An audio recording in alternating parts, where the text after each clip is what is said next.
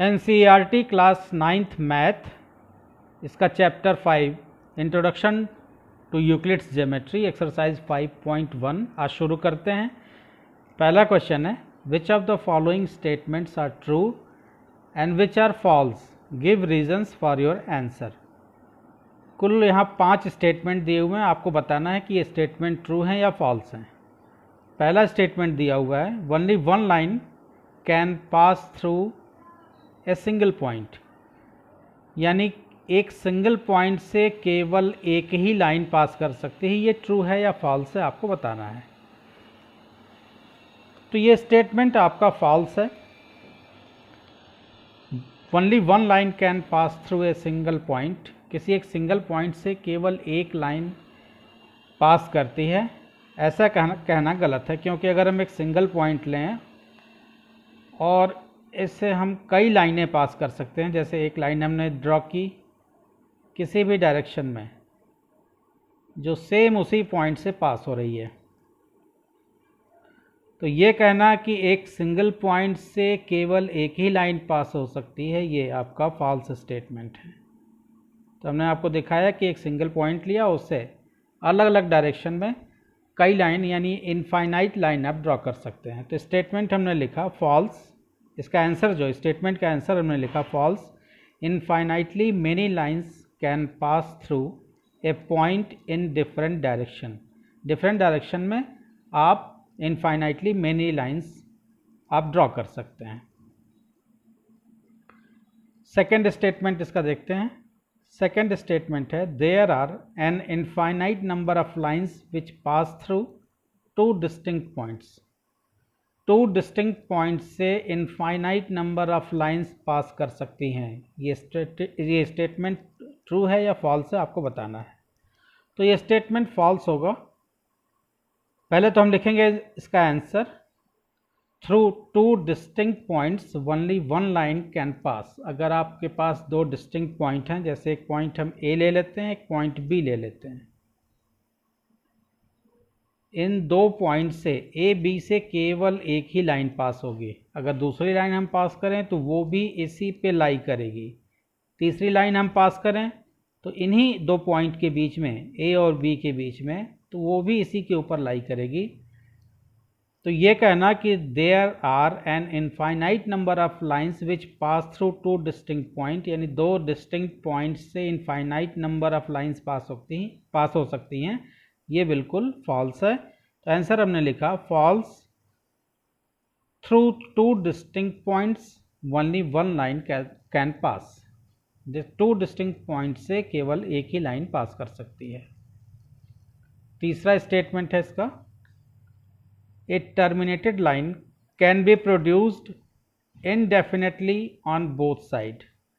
Terminated line को indefinitely दोनों side में आप इसको प्रोड्यूस कर सकते हैं, यानी एक्सटेंड कर सकते हैं। तो अभी पीछे आपने देखा था इंट्रोडक्शन वीडियो में, अगर कोई लाइन सेगमेंट है जो टर्मिनेट हो गया यहाँ पे, तो इसको हम बोथ साइड यानी राइट साइड में भी और लेफ्ट साइड में भी इसको इनडेफिनेटली हम एक्सटेंड कर सकते हैं इधर भी, और इनडेफिनेटली हम एक्सटेंड कर सकते हैं इधर भी।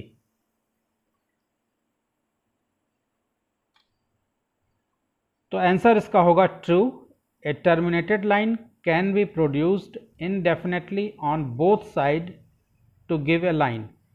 बोथ साइड यानी दोनों तरफ, लेफ्ट और राइट में आप इनडेफिनेटली इसको अपनी मर्जी से जहाँ तक आप चाहें इसको एक्सटेंड कर सकते हैं।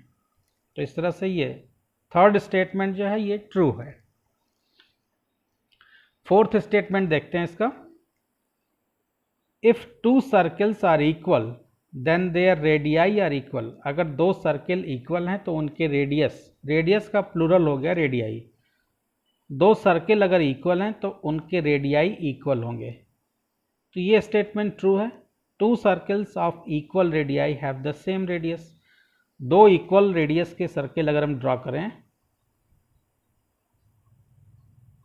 तो उनका रेडियस सेम होगा। सपोज इसका रेडियस हमने ले लिया 2 सेंटीमीटर और दो इक्वल हैं यानी बिल्कुल बराबर दोनों सर्कल हैं, तो इसका भी रेडियस 2 सेंटीमीटर होगा। अगर हम रेडियस को चेंज करेंगे तो सर्कल बड़ा हो जाएगा। अब 2 से अगर हम 5 सेंटीमीटर का रेडियस 5 सेंटीमीटर रेडियस का अगर हम सर्कल ड्रा करते हैं तो वो उसकी साइज़ क्या हो जाएगी, बड़ी हो जाएगी।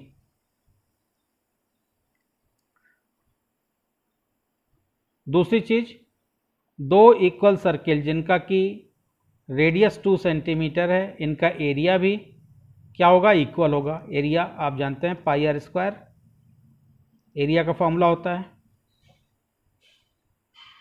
अगर सेम रेडियस है दोनों का तो ये दोनों इक्वल हैं आपस में और इनका एरिया भी सेम होगा। अगर रेडियस बड़ा हमने कर दिया तो इसके लिए जो पाई आर स्क्वायर की वैल्यू आएगी वो अलग आएगी और इससे हमेशा ज़्यादा आएगी, क्योंकि यहाँ पे आर की वैल्यू इससे बड़ी है। तो ये ट्रू स्टेटमेंट हुआ। 2 circles of equal radii have the same radius. Equal radii के 2 सर्कल्स का रेडियस हमेशा क्या होगा, सेम होगा। आप कॉइन ले लीजिए 10 रुपीज़ के या 5 रुपीज़ के, तो 10 रुपीज़ के जितने कॉइन होंगे वो सब एक दूसरे पे कॉइंसाइड करेंगे, यानी सब एरिया भी सबका इक्वल होगा और सबका रेडियस भी इक्वल होगा। इस तरह से अगर 5 रुपीज़ के हम कॉइन लेते हैं तो जितने भी 5 रुपीज़ के कॉइन होंगे उनका एरिया भी इक्वल होगा और उनके रेडियस भी इक्वल होंगे। फिफ्थ देखते हैं इसका। फिफ्थ स्टेटमेंट दिया हुआ है, in figure A B equal to P Q and P Q equal to X Y, then A B equal to X Y. A B एक लाइन है, पी क्यू एक लाइन है, एक्स वाई एक line है। आपको दिया हुआ है कि ए बी जो है वो पी क्यू के बराबर है और एक्स वाई पी क्यू के बराबर है। तो ए बी और एक्स वाई ये दोनों आपस में बराबर होंगे, तो ये ट्रू स्टेटमेंट है। इसका आंसर हम लिखेंगे true from the axiom that if 2 things are equal to the same things are equal to one another. ये एक्सियम आप पीछे पढ़े हैं कि अगर 2 चीज़ें किसी सेम चीज़ के बराबर हैं तो वो दोनों आपस में बराबर होंगे। इसका एग्जाम्पल हमने दिया था आपको कि अगर ए बी 5 सेंटीमीटर है सपोज और A B equal to P Q, तो इसका मतलब पी क्यू भी 5 सेंटीमीटर की होगी। और फिर कहता है P Q equal to X Y, P Q बराबर है एक्स वाई के, तो एक्स वाई भी 5 सेंटीमीटर की होगी। Then A B equal to X Y, तो क्या ए बी एक्स वाई के इक्वल नहीं है? ए बी भी देखिए 5 सेंटीमीटर की है और एक्स वाई भी 5 सेंटीमीटर की है। तो इसका आंसर आप लिखेंगे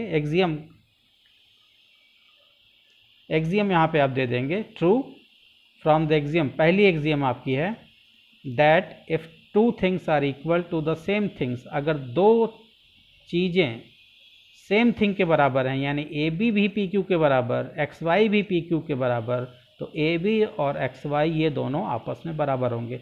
इसका एग्जांपल हमने आपको दिया था कि अगर ए एक्स के बराबर है और बी भी एक्स के बराबर है, यानी ए और बी दोनों एक्स के बराबर हैं, तो ए और बी इससे क्या आपको मिलता है? दिस इम्प्लाइज दैट ए और बी आपस में बराबर हैं, क्योंकि 2 अलग अलग चीज़ें सेम थिंग के बराबर। ए और बी 2 अलग अलग चीज़ें सेम थिंग के बराबर। सेम थिंग यहाँ पे क्या हो गया? एक्स हो गया। ए भी एक्स के बराबर, बी भी एक्स के बराबर, दैट इम्प्लाइज दैट एक्सियम 1 कहता है कि वो आपस में दोनों बराबर होंगे, यानी ए इक्वल टू बी। तो इसी एक्सियम का यूज़ करके हम कह सकते हैं कि A B equal to X Y.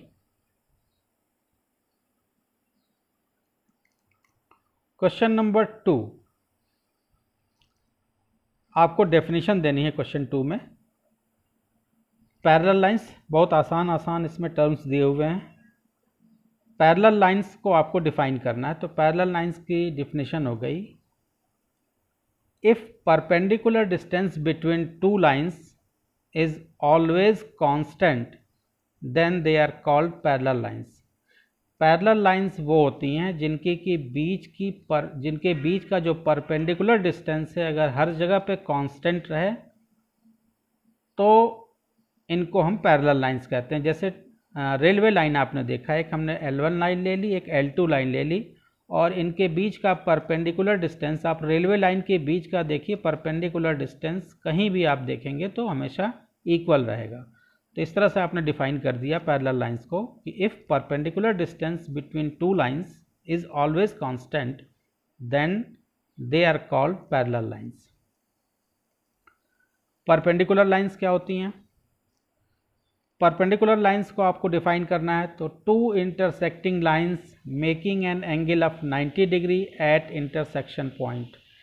दो इंटरसेक्टिंग लाइंस अगर इंटरसेक्शन पॉइंट पे 90 डिग्री का एंगल बना रही हैं तो वो परपेंडिकुलर लाइंस कहलाएंगी। जैसे एक लाइन हम ड्रॉ कर रहे हैं और एक दूसरी लाइन ड्रॉ कर रहे हैं, इंटरसेक्शन पॉइंट यहाँ पे हुआ, दोनों इंटरसेक्ट कर रही हैं एक दूसरे को इस पॉइंट पे, और यहाँ पे 90 डिग्री का अगर एंगल बन रहा है तो ये दोनों लाइन म्यूचुअली परपेंडिकुलर होंगी। यानी अगर इसका नाम हम ए बी रख दें और इसका नाम हम सी डी रख दें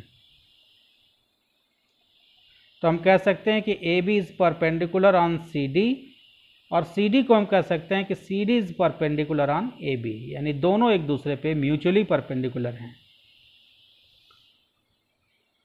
लाइन सेगमेंट अगला जो टर्म आपको डिफाइन करना है, लाइन सेगमेंट। तो लाइन सेगमेंट को हम डिफाइन करेंगे, a straight line drawn from one point to another point is called the line segment. किसी एक पॉइंट से दूसरे पॉइंट के बीच में जो लाइन हम ड्रॉ करते हैं, स्ट्रेट लाइन, उसको लाइन सेगमेंट कहते हैं। यहाँ पॉइंट ए और पॉइंट बी के बीच में हमने एक लाइन ड्रॉ की, ए बी, ये लाइन ए बी जो है हमारा क्या है, लाइन सेगमेंट हो गया। फोर्थ टर्म इसका है radius of the circle. The distance between centre and circumference of a circle is called radius of the circle. Centre से लेकर के किसी भी सर्कल में सेंटर से लेकर के सर्कमफेरेंस, सर्कमफेरेंस आप जानते हैं, सर्कमफेरेंस का फॉर्मूला होता है 2 पाई आर। तो सेंटर से सर्कमफेरेंस, सर्कमफेरेंस को पेरिफेरी भी कहते हैं, तो सेंटर से सर्कमफेरेंस तक का जो डिस्टेंस होता है वो सर्कल का रेडियस कहलाता है। ये डिस्टेंस हम किसी भी डायरेक्शन में देख सकते हैं, एनी डायरेक्शन, इधर भी आप ड्रॉ कर सकते हैं, इधर भी ड्रॉ कर सकते हैं, इधर भी ड्रॉ कर सकते हैं आप। आपको सेंटर से सर्कमफेरेंस तक का जो डिस्टेंस देखना है वो आपका रेडियस होगा, और सभी रेडियस आपस में क्या होंगे, इक्वल होंगे, क्योंकि सर्कमफेरेंस जो होता है सेंटर से इक्वल डिस्टेंस पे, हमेशा इक्वल डिस्टेंस पे होता है। तो डेफिनेशन आपने देख ली, the distance between centre and circumference of a circle is called radius of the circle. बहुत ही आसान टर्म है इसमें। स्क्वायर को डिफाइन करना है आपको। स्क्वायर क्या होता है? A square is a quadrilateral. Square एक क्वाड्रिलेटरल है। क्वाड्रिलेटरल का मतलब जिसके 4 लेटरल हों, यानी 4 साइड्स हों जिनमें। A square is a quadrilateral having all sides of equal length। 4 इसके साइड्स हों और चारों इक्वल लेंथ की हों, यानी ये साइड, ये साइड, ये साइड और ये साइड सभी इक्वल लेंथ, यानी सभी आपस में क्या हों, बराबर हों। And all internal angles are 90 degree, और जितने भी इंटरनल एंगल हैं वो सभी क्या हों, 90 डिग्री के हों। तो ऐसे शेप को हम स्क्वायर कहेंगे जिसमें चारों साइड बराबर हों और चारों इंटरनल एंगल 90 डिग्री के हों। ऐसे शेप को, this shape is called square. तो इस तरह से क्वेश्चन 2 आपका हो गया। नेक्स्ट क्वेश्चन, क्वेश्चन नंबर 3 देखते हैं। थर्ड क्वेश्चन है इसका, consider 2 postulates given below. 2 postulates आपको दिए गए हैं। पहला पोस्टुलेट कहता है कि given any 2 distinct points A and B, there exist a third point C which is in between A and B. A और बी के बीच में एक थर्ड पॉइंट सी ऐसा है जो कि लाई कर सकता है। दूसरा आपसे कह रहा है कि there exist at least 3 points that are not on the number line, not on the same line। 3 ऐसे पॉइंट हैं जो सेम लाइन पे लाई नहीं करते। ये दूसरा पोस्टुलेट हो गया। इसमें आगे कह रहा है कि do these postulates contain any undefined terms, क्या इन दोनों postulates में कोई undefined term भी है? Are these postulate consistent, क्या ये दोनों postulate consistent हैं? consistent का मतलब मीनिंगफुल हैं, इन दोनों का कोई मतलब है, या कुछ भी अनाप शनाप ऐसे ही लिख दिया गया है? Do they follow from Euclid's postulates, explain, क्या ये यूक्लिड पॉस्टुलेट्स को फॉलो करते हैं? इन सारी चीज़ों को आपको एक्सप्लेन करना है। तो इसका जो पहला दिया हुआ है postulate, given any two distinct point A and B, there exists a third point C which is in between A and B. कोई डिस्टिंक्ट पॉइंट A और B, सपोज ये A हो गया, ये पॉइंट B है,